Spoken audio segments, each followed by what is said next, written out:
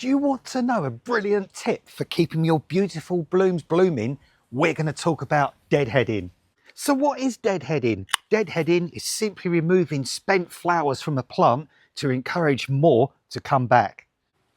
Deadheading can work in different ways for different plants, but the ultimate idea is to get bigger blooms, blooms flowering longer, and just get them to come back year after year. So when you dead things like daffodils or irises or things like that, it's going to allow the plant to put the energy back into the bulb or the culm or the tuber, and then it's going to produce bigger flowers the following spring, the following summer.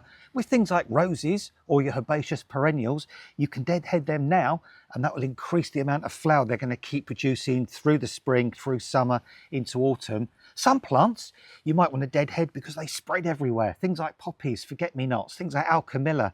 If you don't chop the seed heads off, they can take over the whole garden, and you wouldn't want that to happen. And some seed heads are beautiful and stunning. Things like alliums, for example. So you can leave those seed heads on because they look gorgeous and just take them down finally the following year when they've decomposed throughout the winter. And again, some seed heads you want to leave because the birds feed on them, something like sunflower seed heads. So there's all different things you can do with seed heads. Eventually they all need to be taken off, but you can do it at different times for different reasons, but ultimately you're doing it to get those fabulous, gorgeous blooms.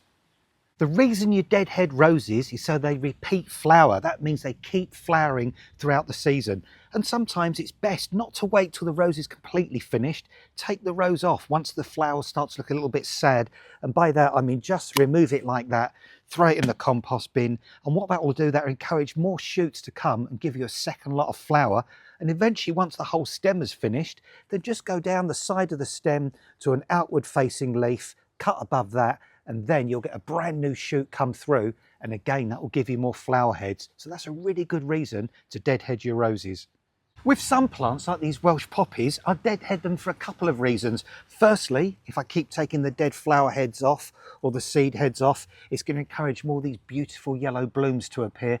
But also these seed about all over the place, and although I love Welsh poppies, I don't want them over the entire garden. So sometimes there's more than one reason to deadhead a certain plant. A lot of shrubs like rhododendrons, for example, also benefit from being deadheaded.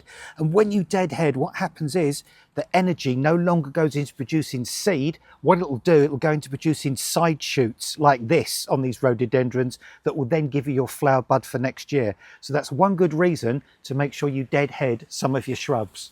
Deadheading bulbs won't necessarily make them flower again this year. In fact, most bulbs only flower once, but by deadheading this bulb, taking that seed head off, what it's going to do now, it's going to concentrate on putting energy into the bulb and producing a flower inside the bulb for next year, rather than waste energy producing seed in this old flower head.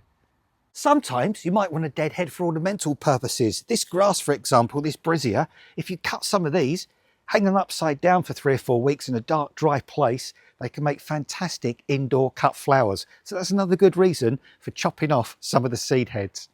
Deadheading can produce results in the short term or the long term. You see, the thing is, your plants want to produce seed, but you don't want to look at seed heads, you want to look at flowers. So keep chopping off the dead flowers and you'll get more flowers, less seed heads.